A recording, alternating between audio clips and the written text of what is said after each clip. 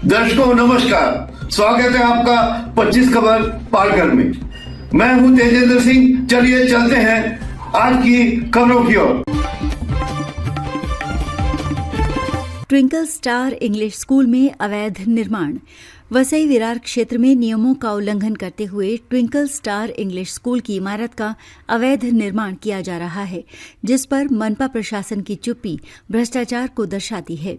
शहर में सैकड़ों अवैध स्कूल बिना मान्यता के धड़ल्ले से चल रहे हैं, जिन पर प्रशासन कोई कार्रवाई नहीं कर पा रहा है।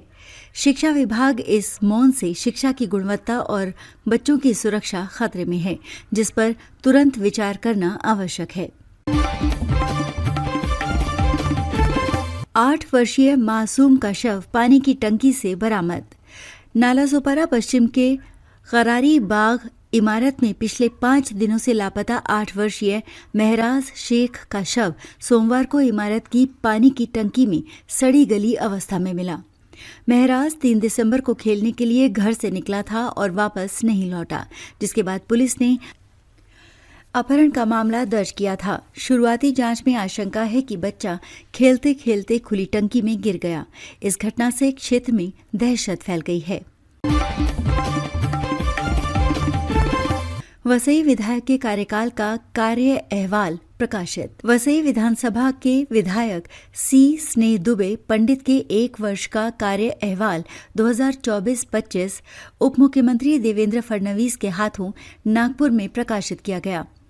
इस अहवाल में पायाभूत सुविधाएं, स्वास्थ्य, शिक्षा और महिला कल्याण जैसे महत्वपूर्ण क्षेत्रों में किए गए उपक्रमों और उपलब्धियों का समावेश है। विधायक ने कहा कि वसई के सर्वांगीण विकास के लिए पारदर्शक और परिणाम कारक कार्य उनकी प्राथमिकता रही है। एआईएमआईएम के पूर्व सांसद इम्तियाज जलील का चुनावी दौरा। वसई विरार मनपा चुनाव की घोषणा से पहले एआईएमआईएम के पूर्व सांसद सैयद इम्तियाज जलील का चुनावी दौरा हुआ, जहां हजारों की संख्या में कार्यकर्ताओं की भीड़ उमड़ पड़ी। जलील ने अपने भाषण में बहुजन विकास अघाड़ी पर तंज कसा और बड़ी संख्या में युवाओं ने एआईएमआईएम की सदस्यता ली। वसई विरार में एआईएमआईएम का ये पहला बड़ा और सफल आयोजन माना जा रहा है, जो आगामी चुनाव में वोट बैंक पर प्रभाव डाल सकता है। मनसे छात्र सेना का धरना प्रदर्शन। महाराष्ट्र नवनिर्माण विद्यार्थी सेना ने पालघर के तारापुर एमआईडीसी क्षेत्र में बढ़ते प्रदूषण, अनधिकृत पार्किंग और अवैध सड़क निर्माण पर प्रशासन की निष्क्रियता के खिलाफ 12 दिसंबर को शांतिपूर्ण धरना प्रदर्शन की घोषणा की है। सेना ने 1 दिसंबर को लिखित शिकायतें दी थीं, जिनमें खतरनाक धूल प्रदूषण और उद्योगों द्वारा रसायन युक्त पानी गांव की नलियों में डालने की समस्या शामिल थी। ये प्रदर्शन प्रशासन को इन गंभीर समस्याओं पर कार्रवाई करने के लिए दबाव बनाने हेतु किया जा रहा है। पालघर में विकास अधिकारियों का अनिश्चितकालीन काम ठप। मनरेगा मामले में समूह विकास अधिकारी सुनीता मारस कोल्हे की बिना कानूनी प्रक्रिया के हुई गिरफ्तारी के विरोध में पालघर जिला परिषद के विकास अधिकारियों ने 8 दिसंबर से अनिश्चितकालीन काम बंद कर दिया है।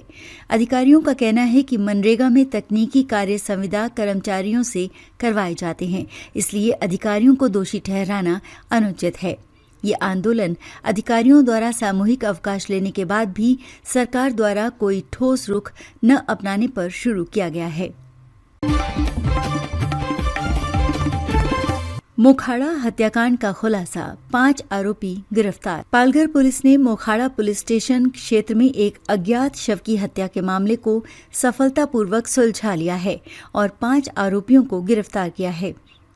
यह हत्या जमीन विवाद के चलते की गई थी, जहां आरोपियों ने मृतक शरद बेंदकोली को शराब पिलाकर जंभलपाड़ा ले गए और चाकू व लाठियों से पीटकर गला घोंट दिया। हत्या के बाद शव को जंगली बेल से बांधकर वैतरना बांध के पास फेंक दिया गया था। वसई में 2 रिक्शाओं की टक्कर से 7 घायल। सोमवार दोपहर शिरसाड़ अंबाड़ी रोड पर उसगांव डोंगरी में दो तेज रफ्तार यात्री रिक्शाओं की आमने सामने की टक्कर हो गई, जिसमें चालकों समेत कुल 7 लोग घायल हो गए। दुर्घटना के बाद स्थानीय ग्रामीण और पुलिस तुरंत मदद के लिए दौड़े और घायलों को अस्पताल पहुंचाया, जिनमें से 3 को गंभीर चोटें आई हैं। इस हादसे के बाद सड़क पर भीषण जाम लग गया और मांडवी पुलिस ने मामला दर्ज कर जांच शुरू कर दी है। छात्रों के लिए कृत्रिम बुद्धिमत्ता पर मार्गदर्शन। Shanti Govind high school Naigaon east में छात्रों के लिए आर्टिफिशियल इंटेलिजेंस पर एक विशेष मेंटरिंग प्रोग्राम आयोजित किया गया। वसई की एक कंप्यूटर अकादमी ने छात्रों को एआई की कार्यप्रणाली जैसे भाषा समझना, डेटा विश्लेषण और उपयोगी सुझाव देना के बारे में जानकारी दी। इस पहल का उद्देश्य छात्रों को आधुनिक तकनीक से परिचित कराना और उनके कौशल को बढ़ाना था। मोखाड़ा कॉलेज का अनुसंधान में उत्कृष्ट प्रदर्शन। लोकनेते रामशेठ ठाकुर मोखाड़ा महाविद्यालय के छात्रों ने मुंबई विश्वविद्यालय की आविष्कार अनुसंधान प्रतियोगिता में अपनी शोध परियोजना से उल्लेखनीय प्रदर्शन किया है। 3 छात्रों खाड़े जगदीश, खुटागे तुकाराम और कलहव भावेश द्वारा प्रस्तुत ये परियोजना विश्वविद्यालय स्तर के लिए चुनी गई है। निर्णायक मंडल ने परियोजना के नवाचार, वैज्ञानिक रूपरेखा और प्रस्तुति को उच्च अंक दिए, जिससे महाविद्यालय का नाम रोशन हुआ है।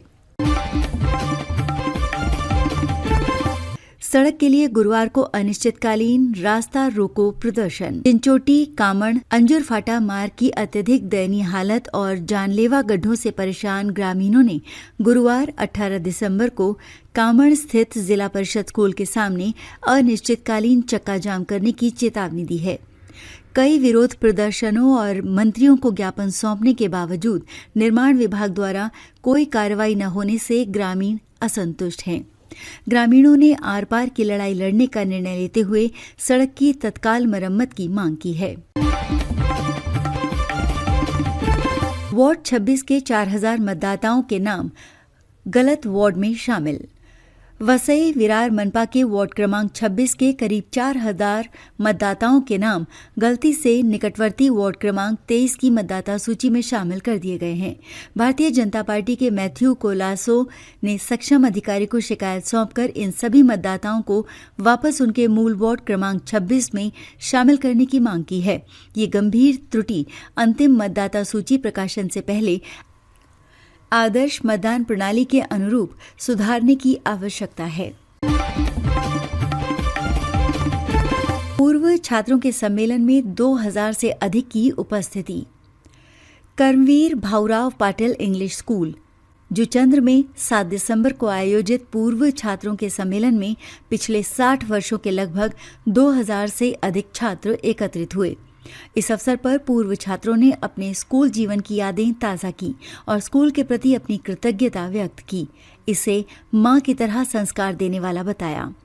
प्राचार्य चितरंजन जाधव ने स्कूल की प्रगति के बारे में जानकारी दी और पूर्व छात्रों ने स्कूल को हर संभव मदद देने का वादा किया।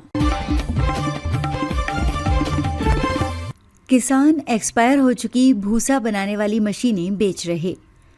पालघर जिले के किसान अब मवेशियों से धान की लड़ाई यानी चुपड़ी कला की पुरानी प्रक्रिया से बचते हुए सीधे थ्रेशिंग के बाद धान बेच रहे हैं। यांत्रिक खेती की ओर मुड़ने और मवेशी कम होने के कारण थ्रेशिंग मशीनें लगभग अपरिचित हो गई हैं। डेयरी किसानों की ओर से अच्छी मांग होने के कारण किसान नकदी के लिए सीधे खेत से धान बेचकर भूसा बनाने के झंझट से बच रहे हैं। श्री प्रस्थ कॉम्प्लेक्स में खेल के मैदान का उद्घाटन। नाला सोपारा पश्चिम के श्री प्रस्थ परिसर में 3 एकड़ में फैले खेल के मैदान का उद्घाटन विधायक राजन नाइक ने किया। ये मैदान क्रिकेट, कबड्डी, खो खो और फुटबॉल जैसे खेलों के लिए विभिन्न सुविधाएं प्रदान करेगा। विधायक नाइक के नेतृत्व में मनपा द्वारा शहरवासियों को अधिकतम सुविधाएं देने के लिए आरक्षित भूमि उपलब्ध कराने का प्रयास जारी है। यहां पहले एक पार्क भी विकसित किया गया था। सांवरा ने संसद में 3 महत्वपूर्ण विधेयक पेश किए। सांसद डॉक्टर हेमंत सांवरा ने संसद में महाराष्ट्र के विकास के लिए 3 महत्वपूर्ण विधेयक पेश किए, जो खेल, पर्यटन और जल संसाधन संरक्षण से संबंधित हैं। उन्होंने खेल विज्ञान के लिए राष्ट्रीय प्रशिक्षण केंद्र स्थापित करने और तटीय पर्यटन विकास बोर्ड की स्थापना की मांग की। साथ ही पालघर जिले में जल संसाधन संरक्षण के लिए केंद्र सरकार से विशेष वित्तीय सहायता की मांग की गई, जिससे क्षेत्र की प्रगति के नए रास्ते खुलेंगे। सफले रेलवे स्टेशन के पूर्व में रेलवे प्लेटफॉर्म जाने वाले फुटओवर ब्रिज के पास खुली सड़क पर दैनिक यात्री और अन्य काम से बाजार आने वाले लोग अपनी मोटरसाइकिलें अवैध रूप से खड़ी कर देते हैं।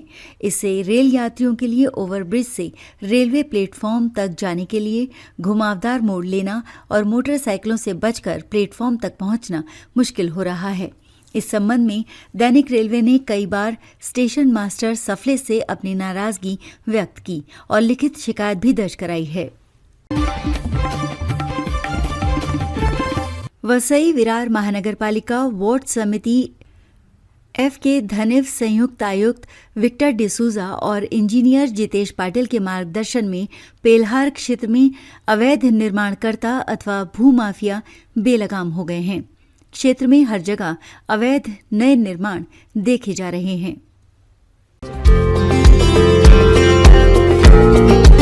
हमारे चैनल को अभी सब्सक्राइब करें और बेल आइकन दबाना न भूलें। धन्यवाद।